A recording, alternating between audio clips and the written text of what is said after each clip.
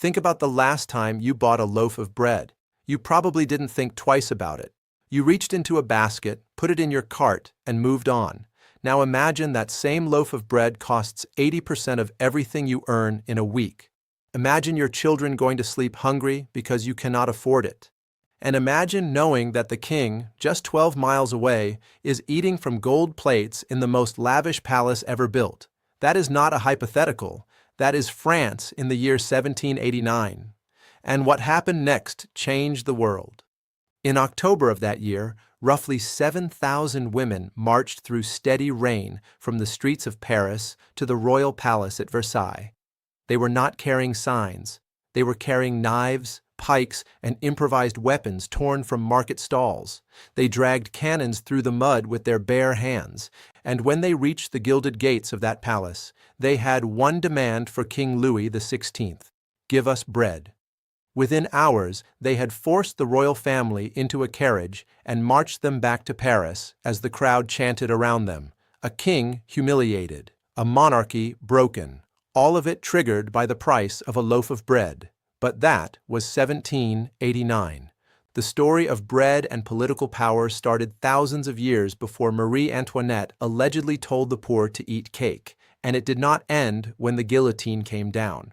If you had asked anyone living in the Jordan River Valley around 14,000 years ago what mattered most in life, they would not have said bread, they would not have known the word. But the Natufian people, a group of semi-nomadic hunter-gatherers living in what is now modern-day Jordan, Israel, and Syria, were already doing something that would alter the entire course of human civilization. They were grinding wild grains between flat stones. Archaeologists working at a site called Shubeika in northeastern Jordan discovered charred bread fragments inside a stone fireplace in 2018. These crumbled remnants were roughly 14,400 years old, making them the oldest confirmed evidence of bread ever found. And here is what stopped the researchers cold. Those fragments predated agriculture by at least 4,000 years. The Natufians were not farming wheat. They were gathering wild einkorn and barley from the hillsides, crushing the tiny seeds into a rough paste, mixing it with water, and baking flat discs of dough on heated stones near open fires. The bread would have been dense, gritty, and deeply unappetizing by any modern standard, something like a cracker made from coarse sand and sheer determination. But it was calorie-dense, portable, and could be kept longer than raw loose grain. For people spending most of their waking hours hunting and foraging across the valleys near the Dead Sea, that mattered enormously. Making it was brutally hard work.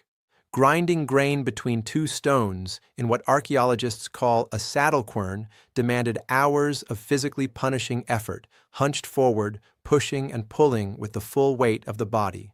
Studies of Natufian skeletal remains reveal severe joint wear consistent with prolonged grinding labor. The flour that emerged from all of that effort was coarse and contaminated with tiny fragments of stone that slowly wore down teeth over years of eating. Ancient dental records from the region show extreme tooth erosion in populations that relied heavily on ground grain. Bread kept them alive. It also ground them down in the process, and yet they kept making it. Some researchers now believe that bread may have been one of the reasons agriculture was invented at all, not the other way around. The desire for a reliable supply of those portable flat cakes may have pushed early humans toward deliberately cultivating grain rather than simply foraging for it. Bread did not come from farming. Farming may have come from bread. Villages formed near the grain fields. Permanent settlements grew around the grain stores. Communities got larger. Surplus required protection and organization. And before long, someone had to be in charge. Bread was quietly assembling the foundations of civilization itself. By around 3000 BCE, the Egyptians had elevated bread from a campfire survival food to something approaching an art form. Bakeries along the Nile were producing more than 50 varieties of bread using different grains, shapes, and flavors. Some loaves were round, some braided, some molded into the shapes of animals and figures for religious offerings placed inside the tombs of the Valley of the Kings. The symbol for bread appeared in Egyptian hieroglyphics so frequently that it became one of the most common characters in their entire writing system. And then came the accident that changed everything. Somewhere along the Nile, probably near a brewery, someone left a batch of dough sitting out too long. Wild yeast, floating in the warm Egyptian air, landed on the wet flour mixture and began feeding on the sugars. The dough began to rise. When that puffy, fermented mass went into the oven, what emerged was softer, lighter, and unlike anything humans had eaten before. Leavened bread had arrived. The Egyptians learned to replicate it by saving a small piece of fermented dough, what bakers still call a starter, and mixing it into the next batch. The Greeks later called the Egyptians artophagoi, meaning bread eaters, which was intended as mild mockery, the ancient equivalent of calling someone dull. But the Egyptians could shrug it off. They had turned bread into something far more powerful than food. They had turned it into currency. Workers who built the Great Pyramids at Giza were paid in bread and beer. Archaeological records from the workers' village near the pyramid complex document daily rations of 10 loaves of bread and a measure of beer for each laborer. Thousands of workers, thousands of loaves baked each day in massive bakeries excavated just south of the Sphinx. The entire pyramid project, arguably the most ambitious construction effort in human history, ran on bread as its primary currency. If the bread stopped, the workers stopped, and the stones stopped moving. Nobody understood that warning better than Rome. By the 1st century BCE, the city of Rome was home to over 1 million people, and feeding them had become a logistical challenge of staggering complexity. The farmland surrounding the city could not produce enough grain to sustain a population that size, so Rome became wholly dependent on imported wheat, primarily from Egypt and the provinces of North Africa. Grain ships sailed from Alexandria across the Mediterranean to Ostia, the harbor town at the mouth of the Tiber River, where the wheat was transferred to smaller river barges and hauled upstream to the warehouses of the city. The entire supply chain was enormous, fragile, and perpetually threatened by storms, pirates, and provincial unrest. Roman politicians grasped the mathematics of this situation and arrived at the same ruthless conclusion. Give the people bread, and they will stay calm. The annona, Rome's state grain system, eventually provided free wheat and later free baked bread to roughly 200,000 Roman citizens. The poet Juvenal captured the arrangement in a phrase that has echoed through the centuries: bread and circuses. Keep the population fed and entertained, and they will not overthrow you. Cut the bread supply, and you are finished. Any Roman politician seeking public support started by promising cheaper or more plentiful grain. In 123 BCE, the tribune Gaius Gracchus introduced subsidized grain sales and gained enormous popular support almost overnight. Decades later, the grain dole became entirely free, and those who depended on it became one of the most politically significant blocs in the city. Bread was the most effective campaign tool in Roman politics. You did not win popular support with speeches, you won it with wheat. The system held until it didn't.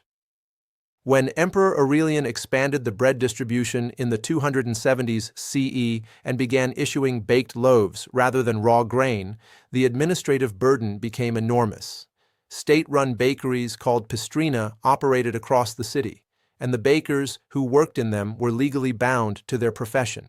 A Roman baker could not leave, could not change careers. His children inherited the same obligation. Baking bread for Rome was not a job, it was a life sentence.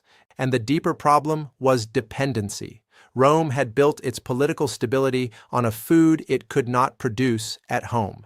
When the Vandals seized North Africa in the 430s CE and severed the grain supply from Carthage, the blow was catastrophic. The warehouses at Ostia stood empty. The barges on the Tiber stopped running. Bakeries that had operated without interruption for generations went cold because there was no flour left to bake with. Within decades, the Western Roman Empire collapsed. The city that had once held 1 million people shrank to fewer than 50,000. The silence in those empty bakeries said more than any historian could. After Rome fell, bread in medieval Europe became simpler, rougher, and explicitly tied to social rank. In 13th century England, the bread on your table announced your place in the world before you opened your mouth. Nobles ate white bread called manchet, made from finely sifted wheat flour, soft, pale, and expensive. Peasants working the fields outside the manor walls ate dark bread made from maslin, a coarse mix of rye, barley, oats, and whatever grain remained after the landlord claimed his portion. The dark loaf was dense, often gritty with millstone dust, and sometimes stretched with ground acorns or beans when grain was scarce. The color of your bread was a social statement enforced from the top down. Bakers' guilds in medieval towns controlled who could produce and sell bread, where they could operate, and how they were trained, but they were also closely watched because bread fraud was treated as a serious crime against public welfare. Common tricks included adding chalk, sawdust, or ground bones to bulk up flour, blending bean meal into wheat dough to reduce costs, or using alum to make dark bread appear whiter and more expensive than it actually was. The frequency with which lawmakers had to prohibit these practices tells you how often bakers attempted them. In 1266, King Henry III of England enacted the Assize of Bread, one of the oldest consumer protection laws in the Western world. It regulated the price, weight, and quality of bread sold in English towns, and tied the price of a loaf directly to the prevailing cost of wheat. If grain prices rose, bakers could make smaller loaves. If prices fell, the loaves grew larger. Bakers caught cheating on weight or quality faced fines, public shaming in the pillory, or the destruction of their ovens. The assize survived in various forms for more than 5 centuries, which tells you precisely how seriously medieval governments treated the bread supply. Bread was not a market commodity you could gamble with. It was the foundation of public order. Every ruler in medieval Europe had learned the same lesson that Rome and Egypt had demonstrated long before: control the bread and you control the people. Lose it and you lose everything. That lesson came roaring back in France in 1789. By the late 1780s, the country was buried in debt from decades of expensive wars, including the financial support France had extended to the American Revolution. The royal court at Versailles continued spending lavishly while the treasury ran dry. A series of poor harvests in 1787 and 1788 had already driven grain prices sharply upward, and then a catastrophic hailstorm in July of 1788 devastated crops across northern France just weeks before the harvest was due. By the spring of 1789, the price of bread in Paris had climbed to roughly 80% of an average working family's daily income, not 80% of their budget for the week, 80% of what they earned each day. Bakers were being blamed for it, even though they were themselves being crushed by the soaring cost of flour. Some were attacked in their shops. At least one, a Parisian baker, was dragged from his premises by a mob and killed, accused of hoarding grain, an accusation that was almost certainly false, but an angry and starving crowd does not wait for evidence. The famous phrase attributed to Marie Antoinette about letting the poor eat cake almost certainly was never spoken by her. The line appears in Jean-Jacques Rousseau's Confessions, written when Marie Antoinette was only 9 years old, attributed to an unnamed princess. It attached itself to the queen because it perfectly captured a real and justified fury. The image of a royal family living in unimaginable luxury at Versailles while ordinary families in Paris were choosing between feeding their children or paying their rent. The rage built slowly, and then it exploded all at once. On October 5, 1789, market women gathering near the central markets of Les Halles found the bread stalls bare again. Rumors were circulating that the king was hoarding grain at Versailles. The crowd swelled from dozens to hundreds to thousands. Roughly 7,000 women made the 12-mile march from Paris to Versailles through steady, cold rain, armed with pikes, kitchen knives, muskets, and at least 2 cannons pulled from the city armory. When they reached the palace, they forced their way inside. Several of the queen's personal guards were killed. The royal family was trapped. By the following morning, the king had agreed to their demands, and the crowd marched Louis, Marie Antoinette, and their children back to Paris in a carriage, surrounding it with women carrying loaves of bread on pikes, chanting that they were bringing the baker, the baker's wife, and the baker's boy home to the city. The revolution that followed was soaked in blood. The king was executed by guillotine in January of 1793. The queen followed in October of that same year. The Reign of Terror claimed roughly 17,000 official executions and thousands more deaths in prisons and provincial purges. Through all of it, bread remained the central political obsession. The revolutionary government imposed price controls on bread, and bakers who charged above the set price could be arrested. Even Napoleon, when he seized power in 1799, understood that stabilizing the bread supply was among his most urgent priorities. A population that cannot afford bread is not a population that can be reasoned with. It is a population already standing at the edge. The 19th century brought a different kind of transformation, not political but mechanical. In the 1870s, new steel roller mill technology arriving from Hungary and Switzerland could crush wheat kernels more efficiently than millstones and, more significantly, could separate the white starchy interior of the grain from the darker bran and germ with a precision that stone grinding never achieved. Suddenly, pure white flour became affordable at scale, and white bread, the bread of aristocrats and wealthy merchants for centuries, became available to ordinary people for the first time in history. The mills transformed the economics of bread almost overnight. Large centralized facilities replaced thousands of small village operations. Railway networks carried flour across continents. Bakeries expanded, prices dropped, and white bread became the universal expectation. But something important was lost in the process. Stripping away the bran and germ removed most of the fiber, vitamins, and minerals that had made bread nutritionally complete for thousands of years. By the early 20th century, the consequences were visible. Populations that had shifted heavily toward white bread began developing higher rates of diseases caused by vitamin deficiencies that had been uncommon when whole grain bread was the norm. Governments responded by mandating that white flour be artificially enriched with the nutrients that milling had removed, essentially spending considerable effort stripping out the nutritious parts of the grain, then spending more effort putting synthetic versions of the same nutrients back in. Then, in 1961, researchers at the British Baking Industries Research Association in Chorleywood, England, developed a process that would reshape commercial baking worldwide. The Chorleywood bread process used intense mechanical mixing, chemical additives, and elevated quantities of yeast to produce a finished loaf in under 3.5 hours. Traditional bread making through long fermentation required 12 to 18 hours minimum. Chorleywood collapsed that timeline to a fraction, producing softer, cheaper loaves at industrial scale.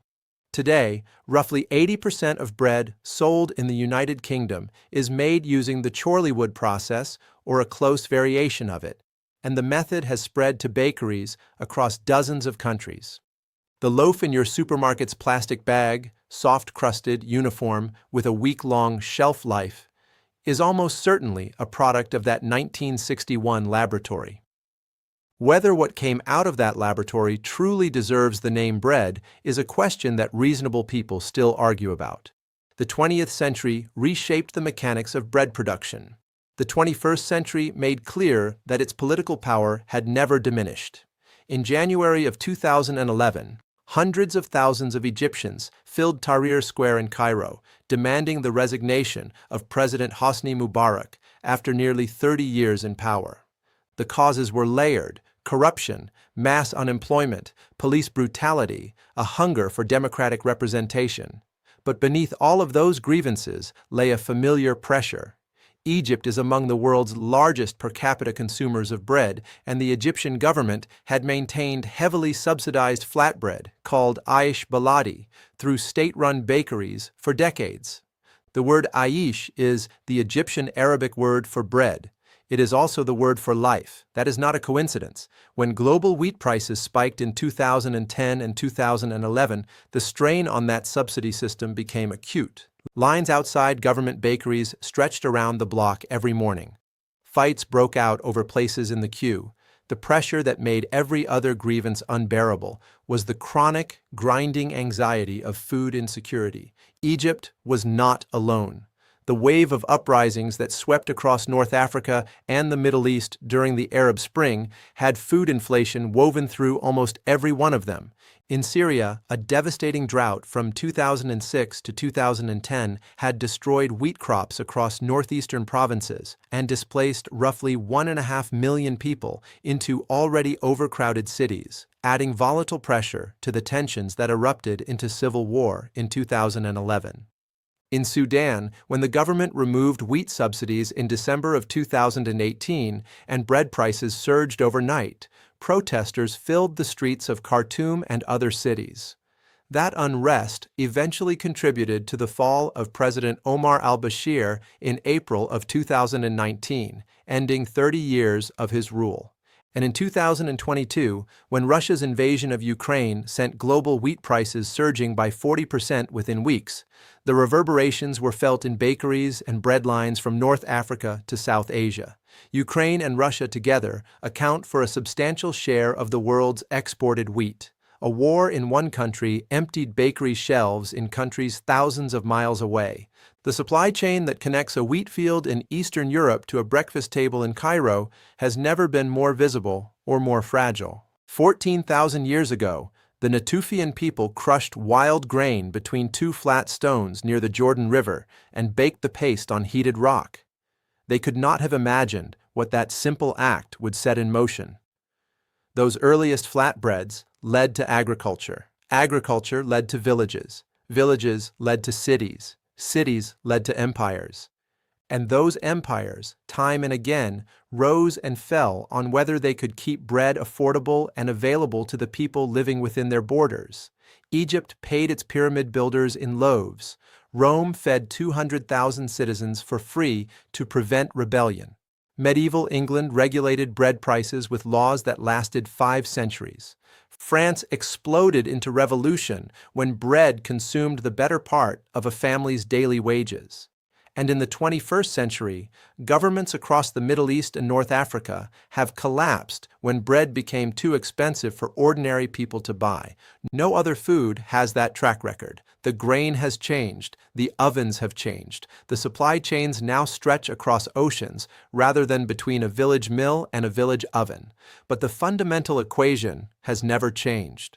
When people can afford bread, societies hold together. When they cannot, societies come apart. Every government that has ever existed has understood this. The ones that forgot paid a price that history has recorded in extraordinary detail. Bread is the oldest social contract ever written. It was the first food we built civilization around, and it remains the one food that can tear civilization down. That has been true for 14,000 years. There is no reason to believe it will stop being true anytime soon.